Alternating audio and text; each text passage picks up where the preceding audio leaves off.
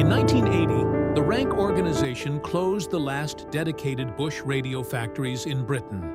6 years later, the name was sold to Alba, stripped of its engineering heritage and reduced to a licensing badge stamped onto imported supermarket electronics. The domestic production lines fell silent. The high street radio dealers lost the sets they had recommended for generations. A brand built on absolute domestic trust became a private label, competing purely on price in a retail environment that no longer valued longevity. A few decades earlier, that same name had meant precisely the opposite. Bush was not merely a manufacturer, it was the definitive architect of the British kitchen and sitting room. The Bush badge on a tuning dial was a promise of reception, warmth, and resilience. But the real story of Bush Radio is not only the story of a famous name sold to an importer. It is the story of a British wireless empire that shaped the post-war listening habit, only to be dismantled by the very retail and technological forces it once dominated. Every week, we tell the stories of British radios, wireless makers, and listening habits that shaped how Britain heard voices, music, and memory, and what happened when the market moved on. Subscribe if that history matters. The story begins not with nostalgia, but in Shepherd's Bush, London, in 1932. In 1932, the British sitting room was undergoing a quiet transformation. The BBC had just moved into its purpose-built headquarters at Broadcasting House in London, formalizing its role as the definitive voice of the nation. The national program and regional program were expanding their reach, sending news, music, and spoken word into the ether. Yet, for many households, the physical act of receiving those voices remained a technical and financial challenge. Before 1932, early British radio was often the domain of the hobbyist or the wealthy. Listeners relied on cumbersome battery sets, which required heavy, acid-filled glass accumulators that had to be carried to the local cycle shop for weekly recharging. The alternative was a mains radio, a receiver that plugged directly into the household electrical supply, but early examples were often expensive, visually imposing wooden boxes that looked more like laboratory equipment than domestic furniture. The British public did not just need a radio receiver, they needed an appliance that looked as though it belonged beside the fireplace. The gap in the market was not identified by a traditional engineering firm, but by the entertainment industry. The Gaumont British Picture Corporation, a titan of the British cinema and film production world, recognized that the future of home entertainment lay in the wireless set. To capture this emerging audience, they established a subsidiary to manufacture receivers that could deliver cinematic clarity of sound into the domestic space. They set up their first manufacturing facility in Woodger Road, in the West London district of Shepherd's Bush. Taking its name from the local area, Bush Radio Limited was born. The early Bush receivers were valve radios, devices that used glowing glass electronic valves to amplify weak broadcast signals pulled from the air before the invention of the transistor. These were substantial, heavy machines. Inside their cabinets sat a large metal chassis, carrying transformers, glass valves that ran hot to the touch, and a sizable loudspeaker, the moving paper cone that physically pushed air to turn electrical impulses into audible sound. Bush did not invent the valve circuit, nor did they pioneer the loudspeaker. Their genius lay in standardization and presentation. They understood that a radio had to be a piece of furniture first, and a technical instrument second. It had to look reassuring. When early Bush models appeared on the market, they were priced as major investments. A typical mid-1930s mains receiver could cost upwards of 12 to 14 guineas.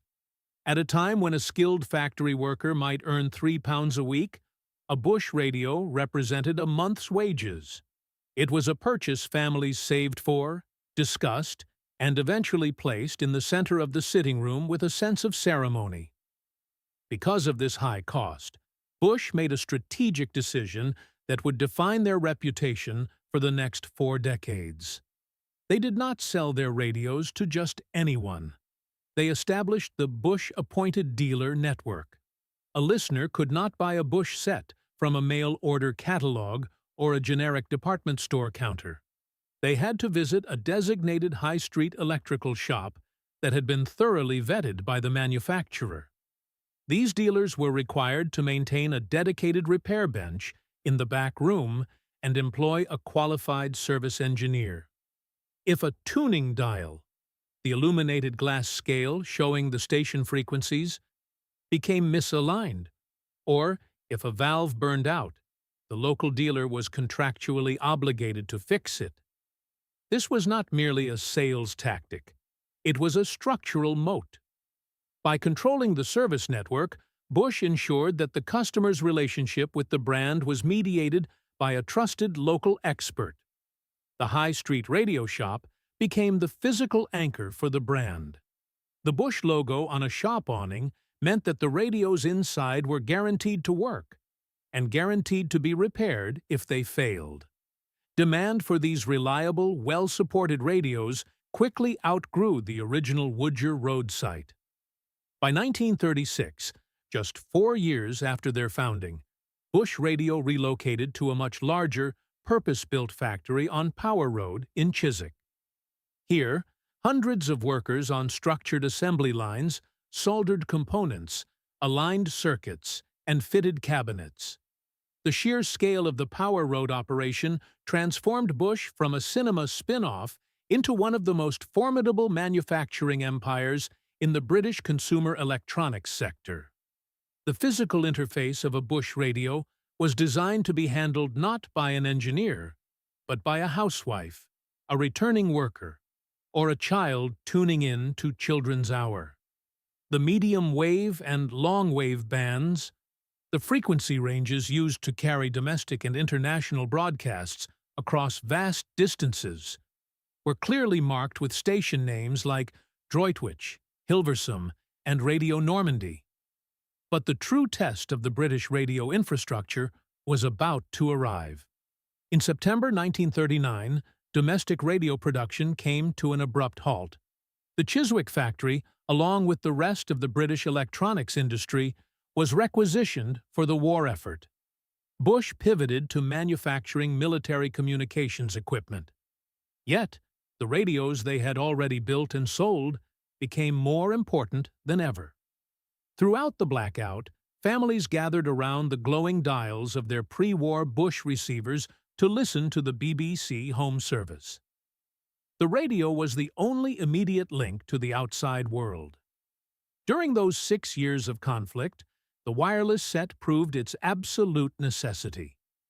When peacetime returned, the British public emerged with an insatiable appetite for new radios.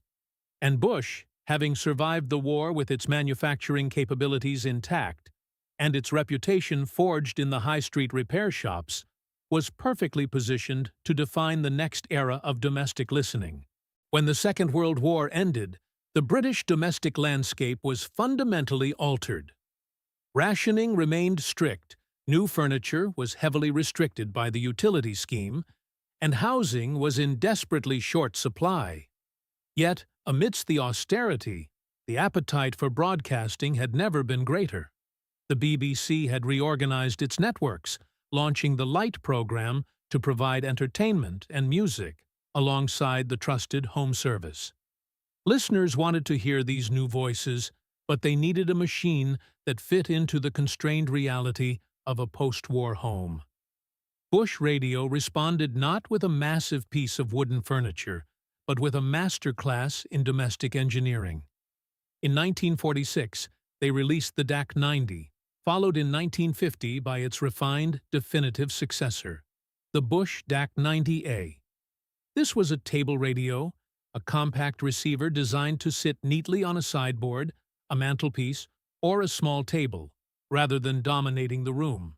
It was not the first small radio, but it was arguably the most perfectly judged. The breakthrough began with the cabinet. Rather than using expensive timber veneers, Bush housed the DAC 90A in a shell of Bakelite, an early, hard synthetic plastic that was strong, moldable, and visually striking.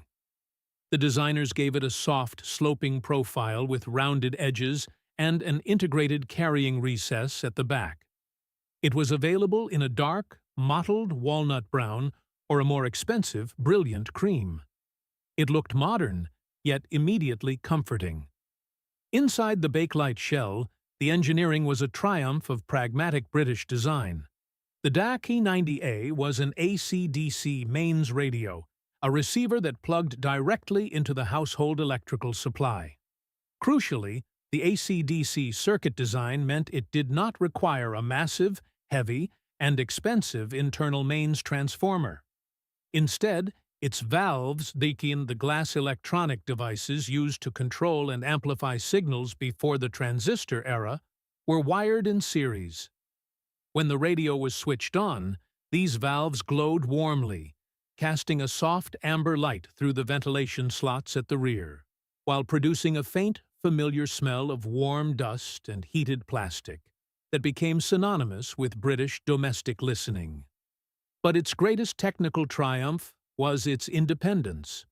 Older radios required a long, cumbersome wire strung across the sitting room or out of a window into the garden to pick up a signal. The DAC 90A featured a built-in frame aerial.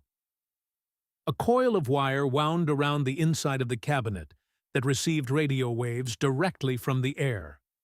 A listener could simply carry the radio from the kitchen to the sitting room, plug it into the wall, switch it on, and immediately hear the BBC. This combination of form and function did not come cheap. In 1950, a Bush DAC 90A cost around £15, a figure inflated by the heavy post-war purchase tax. At a time when the average national weekly wage hovered around £7, buying this radio required a commitment. It was a significant household investment, often bought on a hire purchase agreement. Because it was expensive, the method of selling it became the bedrock of the Bush empire. You could not find a DAC 90A in a generic mail-order catalog or on the shelf of a discount warehouse. It was distributed exclusively through the Bush-appointed dealer network. These were independent high-street electrical shops, carefully selected by Bush representatives. The radio shop in the 1950s was a place of local authority. In the front window, the radios were displayed like jewelry.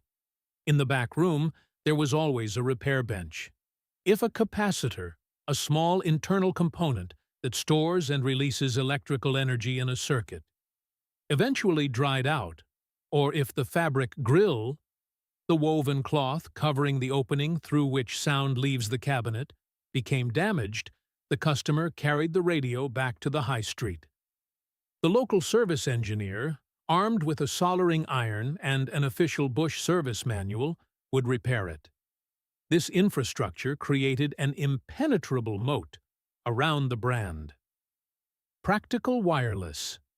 A magazine read religiously by radio hobbyists and repairmen, praised Bush circuits for their logical layout and ease of servicing.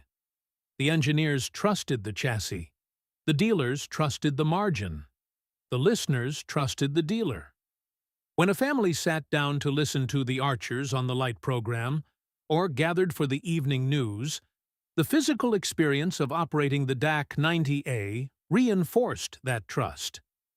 The user interacted with a large, clear tuning dial, the illuminated glass scale that showed which station the radio was tuned to. This dial was not just a list of numbers. It was a map of Europe. It bore names like Hilversum, Luxembourg, Droitwich, and Athlone, promising voices from across the continent, captured and pulled into the British sitting room. The sound was delivered through a high-quality Celestian loudspeaker, the part of the radio that physically pushes air to turn electrical impulses into audible sound. Despite the radio's small size, the tone was rich, warm, and remarkably clear, cutting through the background hiss of the medium wave. The standard broadcast band historically used for domestic and regional radio services. By the mid-1950s, the Bush DAX 90A had become the standard visual shorthand for the wireless in Britain. It sat in hundreds of thousands of homes, operating flawlessly year after year. It was the perfect synthesis of Southend Plastics, Chiswick Assembly, High Street Retail, and BBC Broadcasting. The badge on the dial was not decoration. It was a promise about reception. By the late 1950s, Bush Radio had transcended its origins as a cinema subsidiary. It was no longer simply manufacturing consumer electronics. It was engineering the rhythm of the British domestic day. The DAXI 90A had conquered the sitting room, anchoring families to the evening broadcasts of the BBC Home Service. But the way Britain listened was fundamentally changing. The rigid, stationary listening habits of the war years were giving way to a more fluid, mobile lifestyle. Listeners wanted voices in the kitchen, music in the garden, and cricket commentary in the workshop. They needed a radio that could move.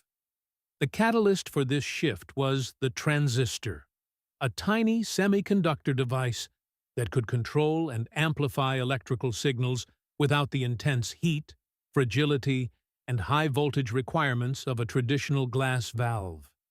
A transistor radio, a portable receiver built around these new components, could run for months on a single battery, making it entirely independent of the domestic main supply.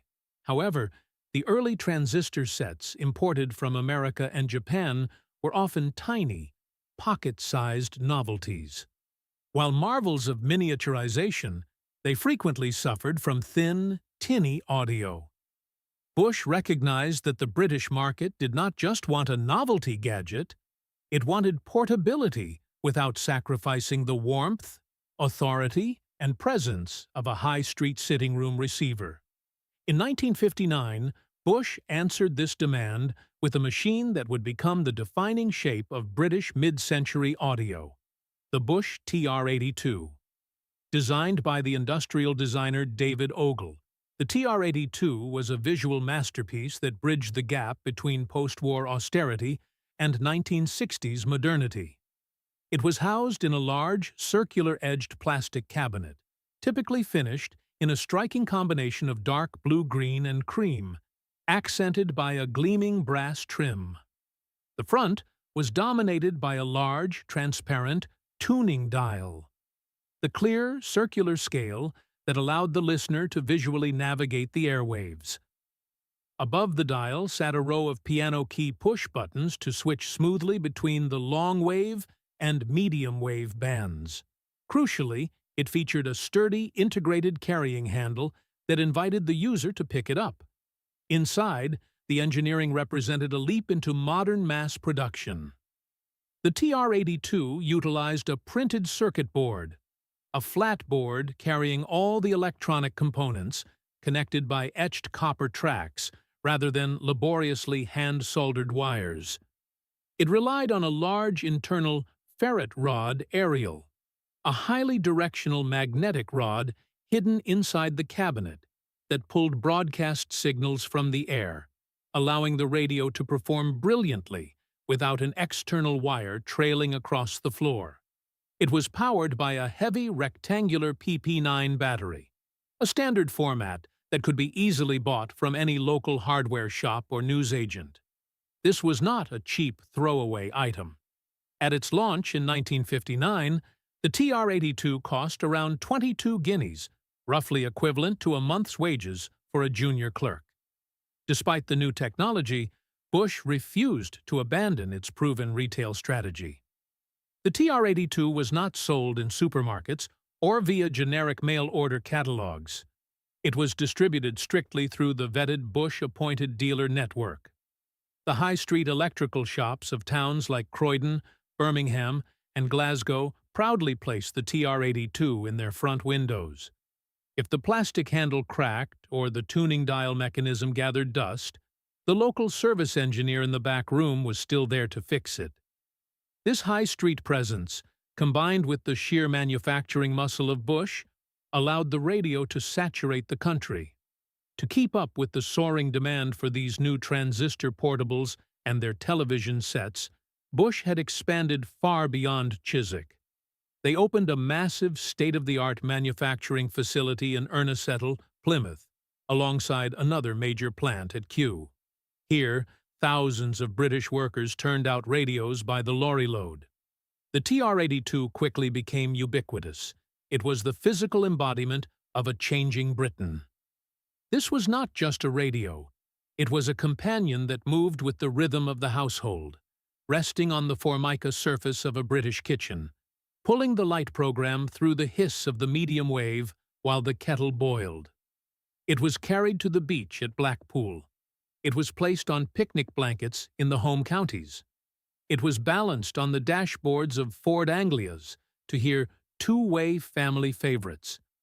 It defined the portable radio, a receiver robust enough to survive daily domestic transit, yet powerful enough to deliver clear, room-filling sound through a high-quality Celestion loudspeaker. For an entire generation of British listeners, the distinctive shape of the Bush TR-82 was simply what radio looked like.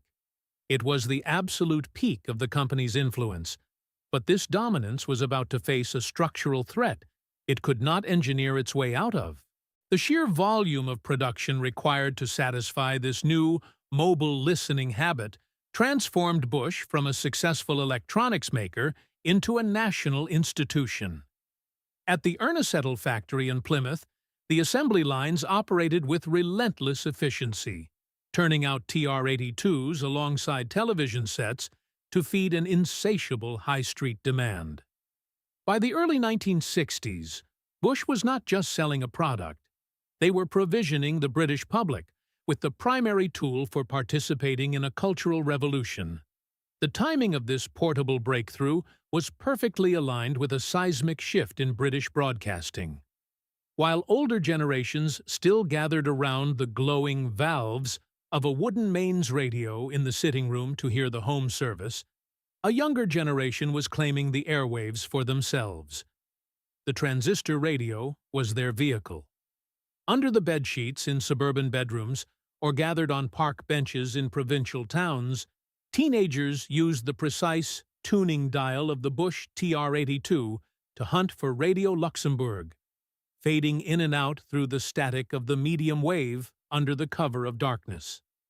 By 1964, they were tuning the same dials to catch the illicit signals of offshore pirate stations like Radio Caroline, anchored just outside British territorial waters. When the BBC finally responded in 1967 by launching Radio 1 to serve this new youth culture, the TR-82 was already sitting on millions of bedside tables, ready to receive it. Yet, despite its adoption by the youth, the TR-82 remained fundamentally a family machine. It was universally accepted. It was just as likely to be found on a workbench in a Yorkshire garage, covered in a fine layer of sawdust, playing the cricket commentary on Test Match Special, as it was to be found in a pristine Surrey kitchen. It had achieved what very few industrial designs ever manage: absolute classless ubiquity. This ubiquity was maintained by the iron grip of the Bush-appointed dealer network. The high-street electrical shops in places like Manchester, Leeds, Bristol, and Oxford did not merely stock the radio, they championed it. The dealer knew that selling a Bush TR-82 meant selling a reliable machine that would rarely bounce back with a fault, ensuring their own local reputation remained untarnished. If a customer walked into a shop asking for a radio that would last, the salesman pointed to the brass trim and blue-green plastic of the TR-82. At its absolute peak, the name Bush was synonymous with domestic reliability. The brand had successfully navigated the treacherous transition from the heavy, immobile valve sets of the 1940s to the lightweight, battery-powered transistor era without losing an ounce of its high-street prestige. They had proved that British engineering could embrace new, miniaturized components without sacrificing the room-filling sound and sturdy construction that British listeners demanded. The Bush TR-82, sitting on a Formica kitchen worktop in the mid-1960s, was not merely a plastic box of printed circuits and batteries. It was the definitive agreement between British manufacturing, high street retail trust, and domestic routine. Millions of British households trusted the badge on the front. They trusted the shop that sold it. They trusted the factory in Plymouth that built it. But this delicate ecosystem, balancing domestic labor costs, high street margins, and local repairability, was entirely dependent on a market that respected longevity over outright cheapness. When that market logic began to fracture, the sheer scale of the Bush empire would not be enough to protect it. The dominance of the Bush TR-82 and the vast manufacturing output of the Plymouth and Kew factories projected an image of absolute permanence. By the mid-1960s, Bush was an undisputed titan of the British high street. But this empire was built on an economic equation that was already becoming violently unstable. The success of Bush relied on a precise balance: affordable domestic labor, a loyal and exclusive high street retail network, and a consumer willing to pay a premium for longevity and local repairability. When the 1960s gave way to the 1970s, every single pillar of that equation began to buckle. The decline of Bush radio was not caused by a sudden loss of engineering talent. It was the result of a brutal collision with the structural forces of global electronics. The first massive fracture appeared in the form of foreign competition. For years, the British radio industry had viewed imported transistor radios, the small, battery-powered receivers that used semiconductor devices instead of glass valves, as cheap, tinny novelties. But by the late 1960s, Japanese manufacturers like Sony, Sanyo, and National Panasonic were landing highly sophisticated electronics on British docks. These imported sets were no longer toys. They were precision-engineered, exceptionally reliable, styled with sharp, modern lines, and crucially, they were drastically cheaper than a British-made equivalent. Bush found itself caught in the crushing grip of escalating British manufacturing costs. Operating a massive, state-of-the-art factory in Plymouth required a vast wage bill, union negotiations, and immense overheads. Sourcing domestic capacitors, the internal components that store and release electrical energy, alongside British-made loudspeakers and wooden or heavy plastic cabinets, meant the baseline cost of a Bush radio was inherently high. The Japanese factories, conversely, had mastered automated assembly, extreme miniaturization, and aggressive global supply chains on a scale that a purely domestic British company simply could not match. Furthermore, the imported radios introduced a concept that was entirely alien to the British wireless tradition: disposable listening. A Bush radio was designed to be serviced. If it broke, you fixed it. An imported transistor radio was designed to be cheap enough that if it eventually failed, you simply threw it away and bought a new one.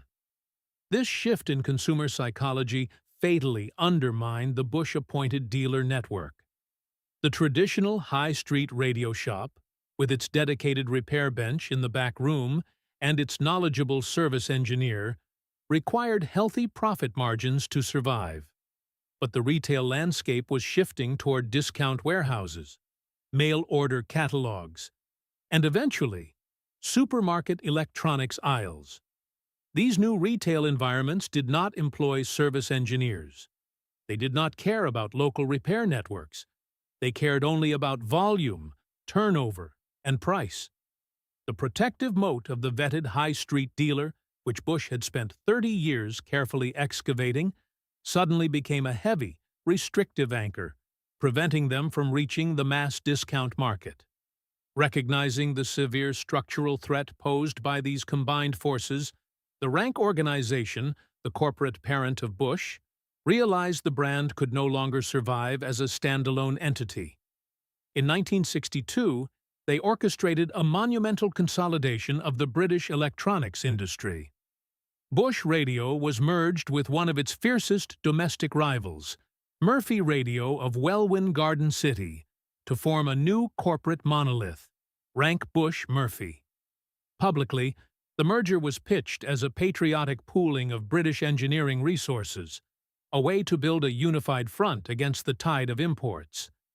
Internally, it was a desperate defensive maneuver to cut overlapping overheads and rationalize production. The psychological impact on the British radio industry was profound. Two of the most distinct, fiercely independent voices in domestic manufacturing had been forced into a marriage of survival. The immediate consequence of this merger was terminal brand dilution.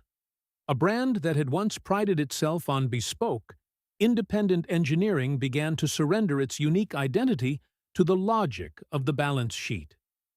In the years following the merger, a customer walking into a high-street shop might compare a Bush radio and a Murphy radio, entirely unaware that beneath the plastic casing they were virtually identical machines. They rolled off the same assembly lines in Plymouth, sharing the exact same printed circuit board, the flat platform carrying the connected electronic components, and differing only in the shape of the outer cabinet and the badge glued to the front grille. The Bush name was no longer a strict guarantee of unique, dedicated engineering. It was becoming a marketing choice, applied at the end of a production run to appeal to brand loyalty. As the 1970s progressed, the living room itself changed. The television set completely displaced the radio as the focal point of the evening. Meanwhile, audio reproduction was splitting into two extremes. For serious music listening, the market moved toward expensive, high-fidelity stereo separates. Systems using a distinct amplifier, turntable, and twin speakers. For casual background noise, the market wanted ultra-cheap, disposable portable sets. Bush, a company built on manufacturing high-quality, mid-priced standalone radios for the family sitting room, found itself trapped in a category that the British public was rapidly abandoning. The corporate marriage that created Rank Bush Murphy could not alter the underlying arithmetic of the global electronics trade. By the mid-1970s, the structural forces aligned against domestic radio manufacturing had become insurmountable. The British consumer still wanted a radio in the kitchen and the bedroom, but their expectation of what that object should cost and how long it should last had been entirely rewritten by the import market. The massive Bush manufacturing facility at Ernesettle in Plymouth, once the absolute pride of the British mass production system, was rapidly becoming a financial liability. The cost of domestic labor, union negotiations, and running large-scale physical plants outpaced the retail price the market was willing to accept. The Japanese and Hong Kong electronics firms were not merely using cheaper labor, they were implementing highly automated assembly processes and pioneering the use of the integrated circuit. A complex electronic circuit, miniaturized onto a single small chip of semiconductor material, replacing dozens of individual components.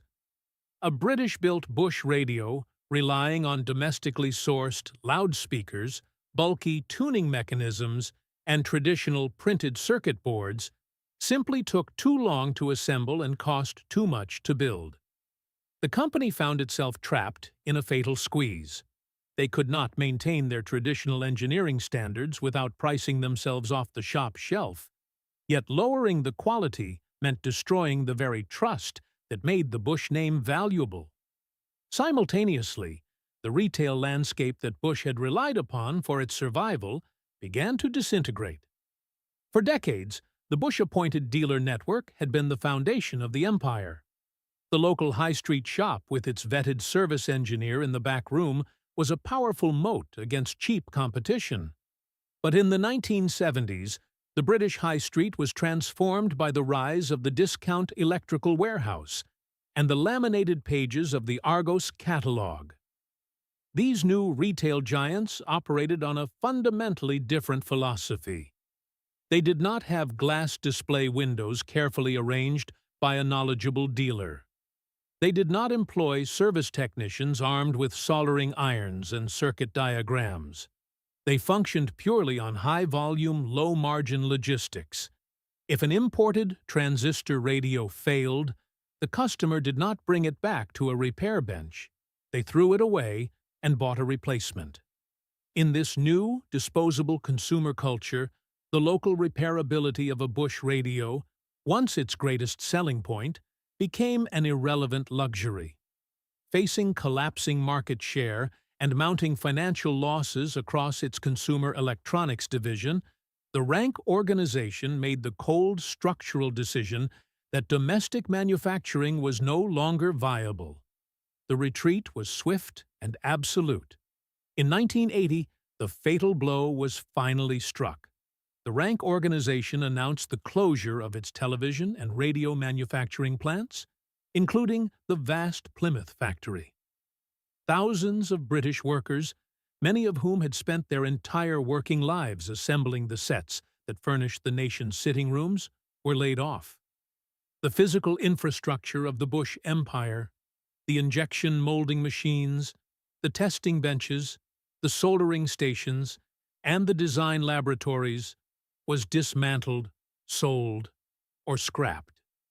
The British production of Bush radios had ceased, but the name itself was deemed too recognizable to completely discard. It entered the purgatory of brand licensing.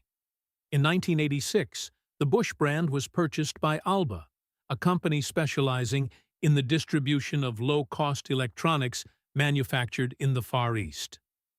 The badge that had once been a cast-iron guarantee of bespoke British engineering, high street trust, and domestic longevity was stripped of its context. It became a private label sticker applied to generic televisions, cheap cassette players, and clock radios destined for the shelves of supermarkets and discount chains. A customer walking into a shop in the late 1980s might still see the name Bush printed on the front of a plastic casing.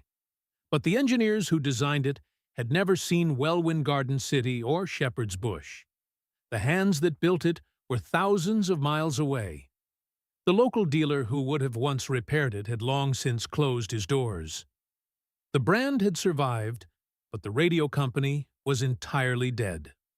The high street shop closed. The service manuals were discarded. The Plymouth factory fell silent. The British production lines stopped. The repair bench vanished. The brand name was sold. The badge moved to the supermarket. The dial lost its promise. The imported plastic took its place. A British empire went quiet. Today, the name Bush is one of the most widely recognized electronics brands in the United Kingdom. It is virtually impossible to walk down a British high street or browse a modern retail website without encountering it. Since 2008, the brand has been owned by the Home Retail Group and subsequently by the supermarket giant Sainsbury's, functioning as a proprietary house brand for Argos. If you open an Argos catalog or browse their website today, you will find the Bush badge stamped across an enormous array of household electronics. It appears on budget televisions, cheap sound bars, 15-pound Bluetooth speakers, washing machines, and even kitchen toasters. The name survives with absolute, unquestioned brand awareness. But it is a ghost.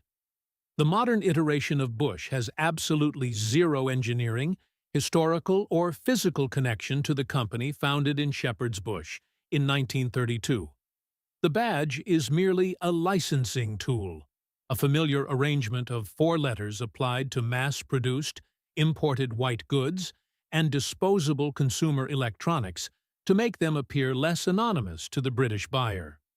The original covenant, the promise of bespoke domestic engineering and vetted high-street repairability, was completely severed decades ago.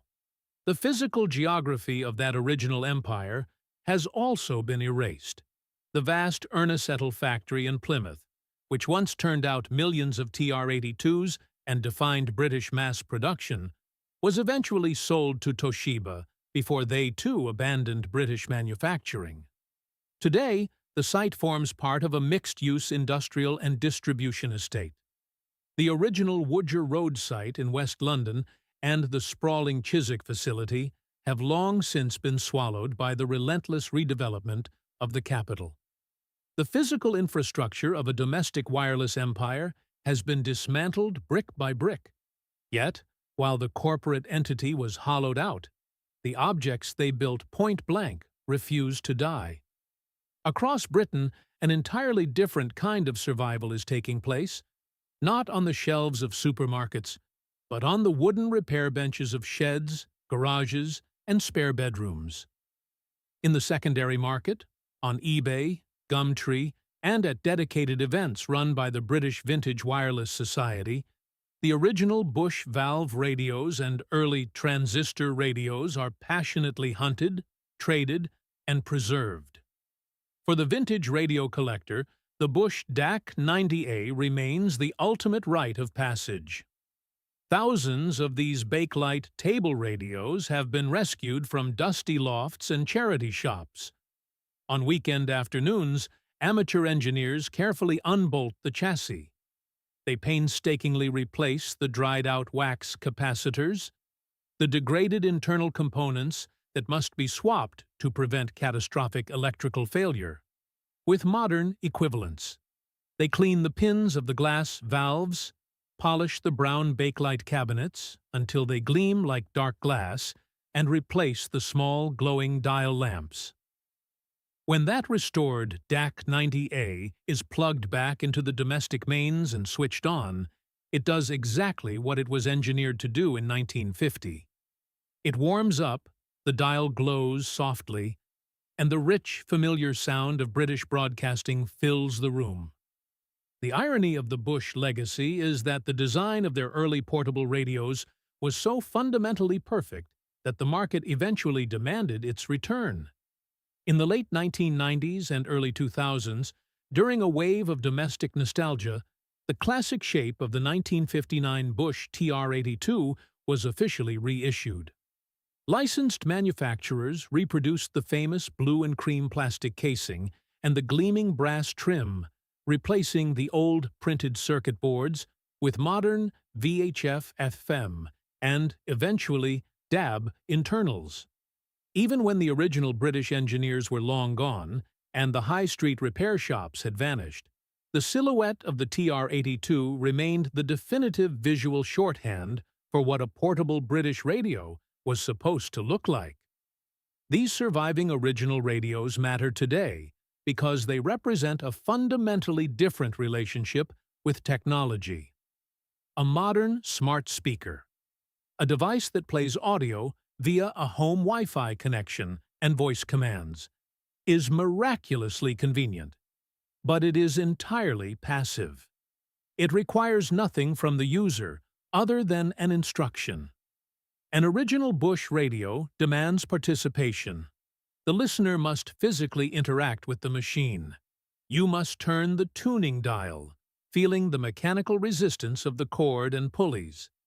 You must listen through the atmospheric hiss, the static, and the interference to locate the signal. You are not just receiving a data stream, you are pulling a fragile analog wave out of the air and anchoring it to your sitting room. The machine asks you to meet the broadcast halfway. The story of Bush Radio is the story of how Britain shifted from investing in household companions to consuming disposable electronics. For 3 decades, the company perfectly understood the British domestic space. They built radios that were robust enough to survive the kitchen, elegant enough for the sitting room, and reliable enough to anchor a national listening habit. They did not fail because they forgot how to build good radios. They failed because the British market decided that absolute convenience and the lowest possible price were more important than longevity, high street trust, and local repairability. The public traded the service engineer for the supermarket aisle.